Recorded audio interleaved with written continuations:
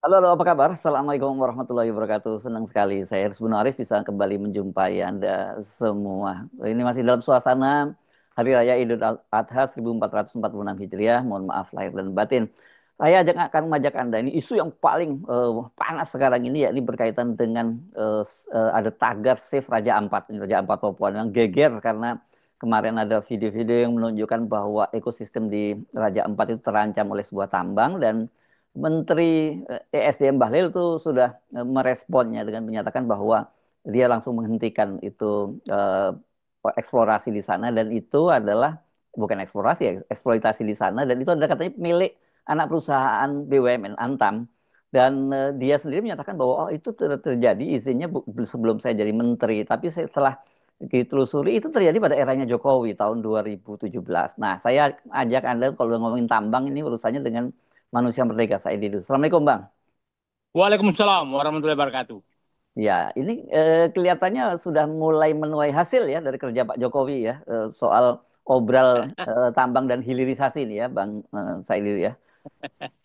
Ya, perlu saya terpaksa menarik ke belakang Oke. Hmm, kejadian ini karena kejadian ini adalah puncak gunung es, hmm, bencana hmm, ekonomi dan bencana lingkungan hmm, yang saya duga memang akan terjadi sejak 2015. hmm, Saya staf khusus Menteri SDM hmm. dan saat itu saya berkunjung ke Makassar dan menemukan ke Makassar ketemu dalam satu pesawat itu isinya, mohon maaf, Cina, hampir Cina semua, Hmm. dan banyak yang tidak pakai sandal, apalagi pakai sepatu. Hah? Dan ya, Eh, dan tidak bisa. Nah, di situ saya langsung bereaksi dari dalam loh, saya hmm, masih di dalam sebagai pejabat, hmm, langsung menyatakan ini ada apa yang terjadi. hmm, Nah, sehingga saat itu saya langsung marah hmm, bahwa ini ada perampokan negara yang disiapkan oleh pemerintah. Itu hmm. itu 2015. Ya. Karena masuknya tenaga kerja asing Cina ke Indonesia menuju ke Marwali. Hmm, Nah, Marwali ini adalah tempat perampokan pertama daripada tambang oleh hmm, Jokowi.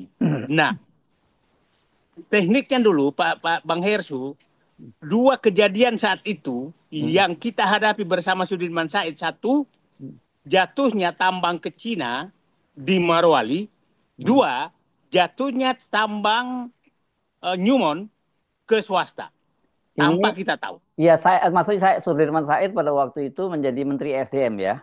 Betul. Sebelum Dan kemudian dicopot kan, oh staf khusus kemudian dicopot karena saya staf Papa khusus ya, Papa minta ya, saham itu ya. Ya, oke. ya, ya, ya. Hmm, Dan saya sudah protes terus, protes hmm, terus. hmm, Nah, protes terus dan saya sudah menduga ini akan terjadi seperti ini. hmm, Nah, itulah saat itu mungkin publik masih paham hmm, bahwa saat itu saya ditanya oleh Sudirman Said, itu apa yang kita mau perbaiki? Saya bilang, kalau Anda mau baik, maka izinkan saya melamar menjadi Dirjen Minerba. Melamar, bro. Nah, saya ingat itu Anda nggak ditolak kan Anda karena jadi Dirjen Minerba oleh Jokowi kan, bener kan? Ya, ya. Hmm, Nah, saatnya saya cerita bahwa rekayasa ini memang disiapkan dan salah hmm. satu yang dianggap menghambat adalah Said Didu. Oh, oke. Jadi, di inti penilai akhir pada saat sidang Hmm, itu kan saya ikut seleksi dan hmm, saya ranking pertama. hmm, hmm, Ranking hmm, pertama sebagai calon Minerba karena memang niat saya Mas Ersu ingin hmm, menghadapi mafia tambang. Itu niat hmm, saya. hmm, hmm, hmm. Saya mau menghadapi itu. Ya, Nah, ya. akhirnya saat itu Pak Yusuf Kalla yang menelpon saya. Hmm, Pak Yusuf Kalla menelpon saya setelah gagal, kamu ditolak oleh Presiden Jokowi menjadi Dirjen Minerba, bukan Sudirman Said. hmm, hmm, hmm. Pak Yusuf Kalla sebagai ketua tim penilai akhir, ya nggak apa-apa Pak. Oh, ya biasa aja lah, saya bilang. Hmm. Nah, tapi dia menyatakan, saya tanya detail ke Jokowi, ini kan Said itu tidak kasus, dia terbaik, Kata ini dia Pak, kata Pak birokrat Yusuf terbaik. Kala ya, ini kata Pak. Ya, ya, Oke. Hmm. dia menjelaskan. Nah, tadi ditanya ke BIN nggak ada masalah, ditanya ke Menpan, dia memang birokrat terbaik gitu. Apa alasannya? Bisa kasih tahulah saya oleh Pak. Bisa katanya Pak Yusuf ke Pak Jokowi, ada menteri yang sangat berpengaruh, nggak usah saya sebutkan namanya, yang memang nitip ke yang pemain tambang selama itu Hmm. sampai sekarang. Hmm. Dia katakan menteri itu sama sekali minta ke Jokowi siapapun boleh jadi dirjen Minerba asal jangan Said Didu. Nah, Nah, ya, itulah ya, ya, ya, rekayasa ya. yang mulai. Bisa kita duga lah siapa yang menteri yang Ya, sangat berkuasa di eranya Jokowi gitu ah, ya. Ya oke, ya, lanjut, lanjut. oke. Nah, hmm. Nah, jadi kasus Raja Ampat ini hanyalah puncak gunung es masalahnya. Hmm, hmm, hmm. Rekayasa Jokowi untuk memasukkan tambang ini dibawa agar lepas dari pengawasan. Kasus Marwali itu izinnya bukan dari Menteri Pertambangan. Ini Morowali ini jadi dari mana kalau? Nah, Hmm? Marwali itu puncak rekayasa tambang untuk mengambil alih tambang, untuk menyerahkan tambang ke Cina, itu Marwali. Supaya pabrik paham ya. Hmm. Kita bicara dulu lah. Nanti kita kenapa terjadi Raja Ampat. Nah, jadi saat itu Marwali itu isinya lewat Kementerian Perindustrian, Hah? Lewat bukan lewat untuk perindustrian. tambang lewat perindustrian dengan alasan apa? Hilirisasi, alasannya begitu maksudnya. Hilirisasi, alasan hilirisasi. Oh, oke, oke, oke, oke. Dengan alasan hilirisasi, maka eh, hilirisasi, maka izinnya lewat Kementerian Perindustrian. Hmm, hmm, hmm. Dan lihat, pejabat-pejabat Marwali, kawasan industri Marwali Hmm. itu adalah bekas dirjen perindustrian. Oh, oke. Direksinya, dirutnya. Jadi begitu Nah, mereka selesai jadi dirjen di perindustrian, kemudian mereka masuk ke Morowali menjadi dirut di perusahaan betul. tambang-tambang hilirisasi pabrik-pabrik nikelnya ya. Ya, Gitu ya. pabrik Oke. nikel itu. Hmm. Nah, jadi itulah kenapa, karena dia tahu kalau dia masuk lewat izin IUP ada Said Didu, ada Sudirman Said.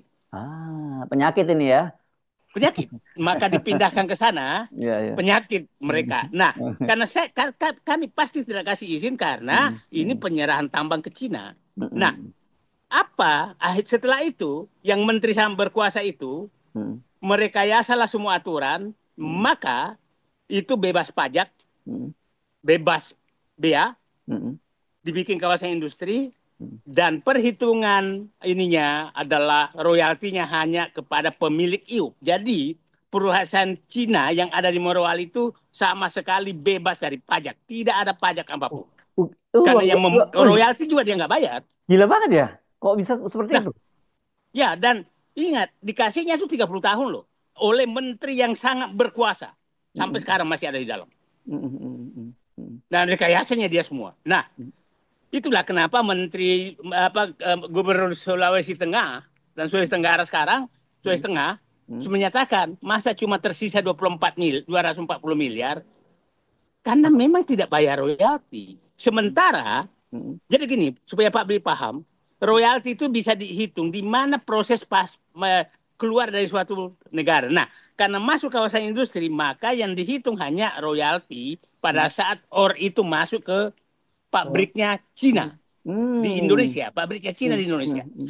Sementara royalti yang masuk ke BUMN, Vale, dan lain-lain, itu setelah diolah, baru Hmm. dihitung presentasi royaltinya. Hmm. Nah, ini harus dibuka semua. Itulah kenapa almarhum Faisal Basri menyatakan tidak sampai 10% yang tersisa di Indonesia. Hmm. Hmm. 95% itu ke Cina semua.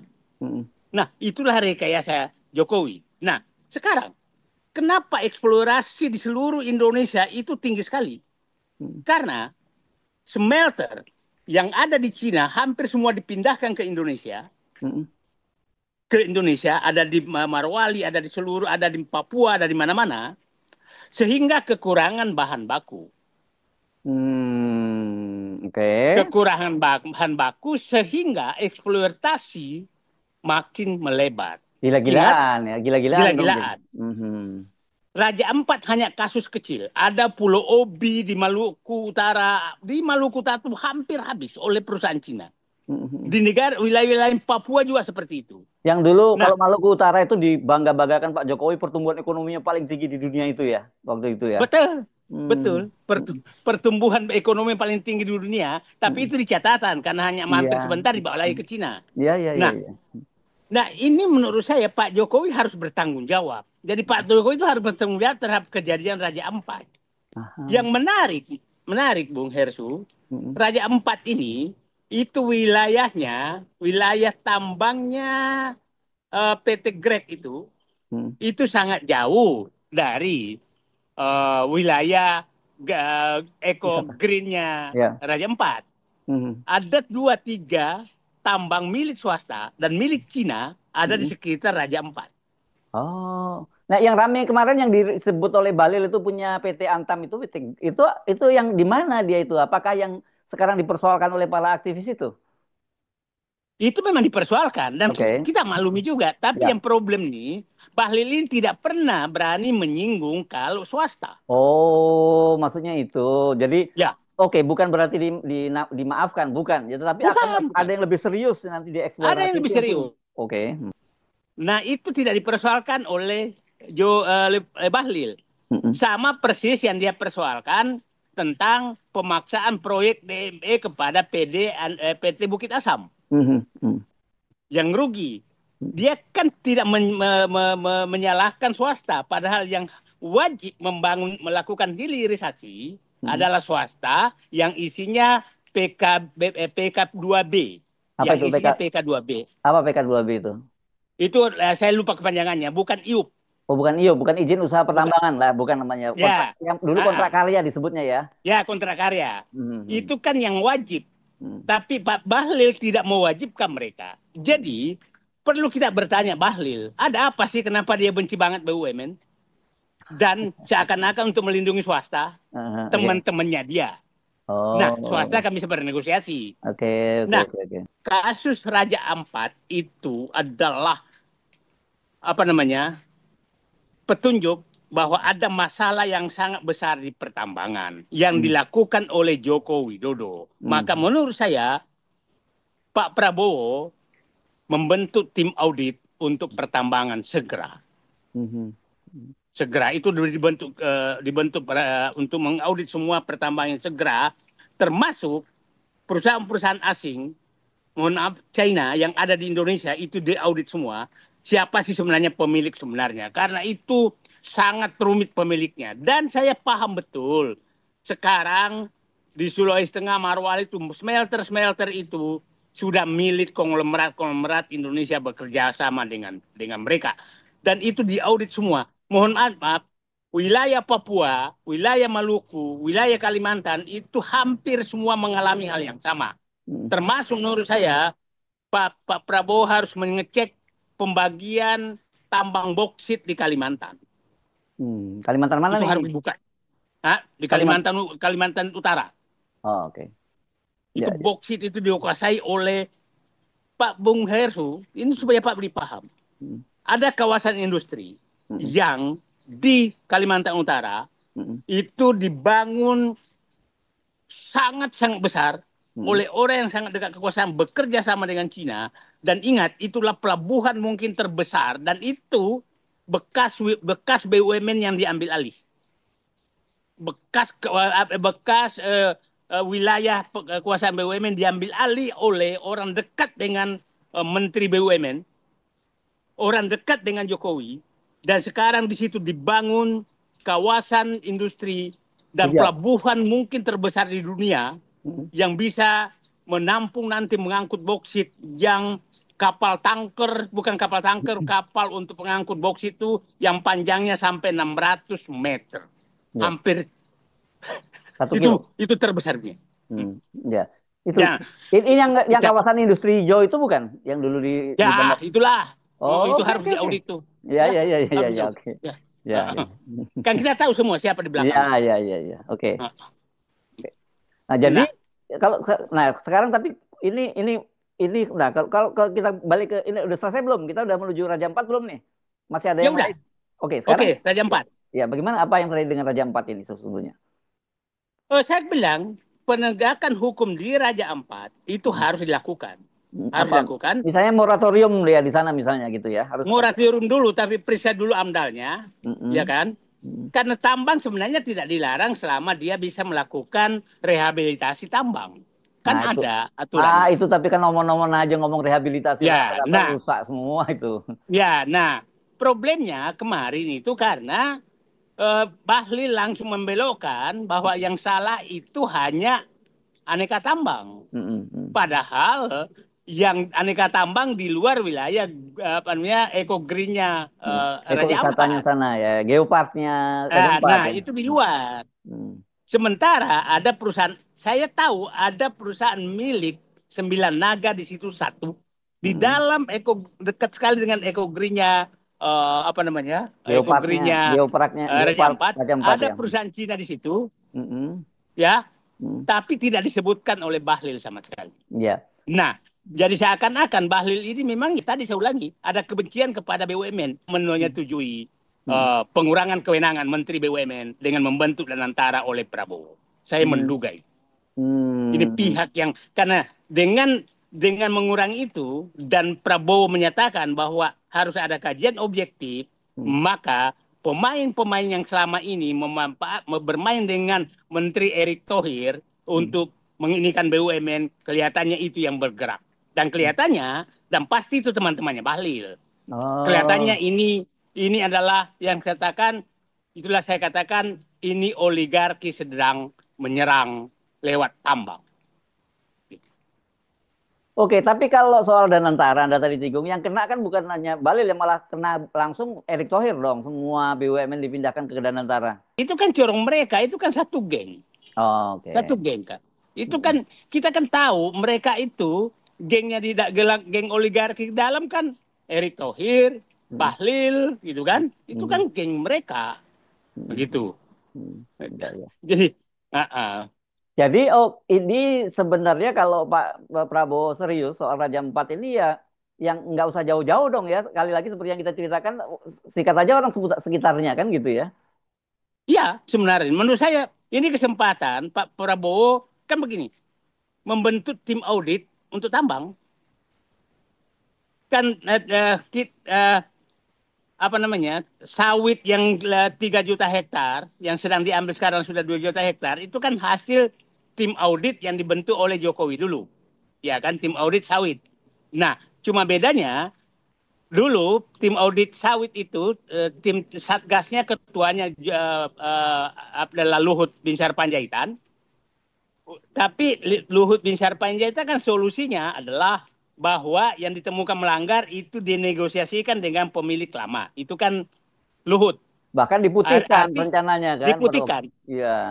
Dia minta diputihkan. Nah, Mm-mm. datang Prabowo menyatakan tidak bisa diputihkan. Itu harus Mm-mm. diambil alih oleh negara. Mm-mm. Nah, menurut saya ini saatnya Pak Prabowo sekarang untuk membentuk tim audit dan bentuk satgas untuk menyelesaikan pertambangan. Ini menurut saya sih adalah cara Allah untuk Mm-mm. menggugah Prabowo untuk melakukan itu. Jadi Raja Empat itu Prabowo harus menganggap bahwa saatnya saya melakukan tindakan untuk menyelamatkan tambang Indonesia. Dan Mm-mm. jangan Ya. dibalik oleh Bahlil Mm-mm. bahwa seakan-akan ada internasional yang tidak suka gitu. Bukan Mm-mm. internasional nggak suka karena kalian nggak pernah mendengar Mm-mm. omongan kita gitu loh. Iya ya, dan justru sekarang ini Raja Empat ini mengundang perhatian dunia karena ini kan salah satu geopark yang apa ya, yang luar biasa gitu, yang mau jadi destinasi utama banyak turis-turis asing ke Indonesia kan gitu. Ya kalau ya dan Raja Empat ini hanya karena ya untung aja Hmm. Raja Empat langsung terbuka. Sebenarnya Hmm. mungkin bukan mungkin hampir seluruh wilayah Indonesia Timur mengalami hal Oke. yang sama. Hmm. Mengalami hal yang sama, cuma tidak menjadi perhatian. Anda yang datang ke Marwali, Sulawesi Tengah itu hancur, Ya, ya, ya. hancur, Oke, nah, betul-betul. ya. Kalau kita ngomongin tadi kan ada ini kan mafia yang bermain begitu ya. Kita ingat juga Maluku Utara yang pada waktu itu dikatakan Pak Jokowi bahwa dia itu tertinggi pertumbuhan ekonominya, tapi kemudian gubernurnya menyatakan walaupun tinggi tapi nggak dinikmati oleh rakyatnya. Dan Ya, saya teringat itu kalau mendiang Abdul Ghani Kasuba ya, mantan gubernur Maluku Utara kan pernah menyebut juga di persidangan dia kan ada blok Medan pada waktu itu kan disebutnya gitu. ya, ya. Dan itu terbukti kok Blok Medan itu kan ada sebenarnya, Oh, tapi ada kan ya.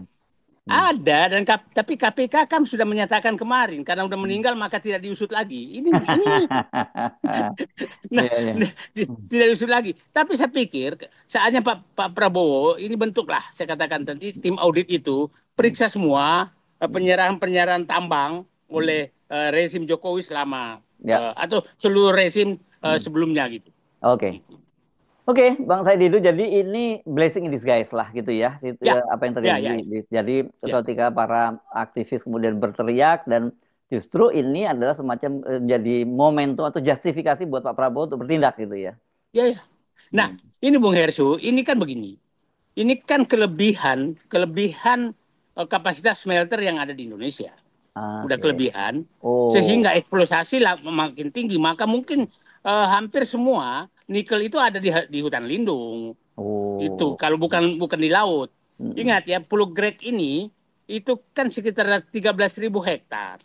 Hmm. Itu hanya 6.000 di darat, Hmm. itu 13.000, 7 ribuan di perairan, di laut gitu. Hmm. Jadi memang sudah masuk di wilayah-wilayah krisis lingkungan Hmm. untuk mengejar bahan baku. Karena Oke. ingat, Hmm. kalau kita hitung seperti ini, bayangkan bisa Pak Bung Heru bisa bayangkan, apa kita tidak menangis?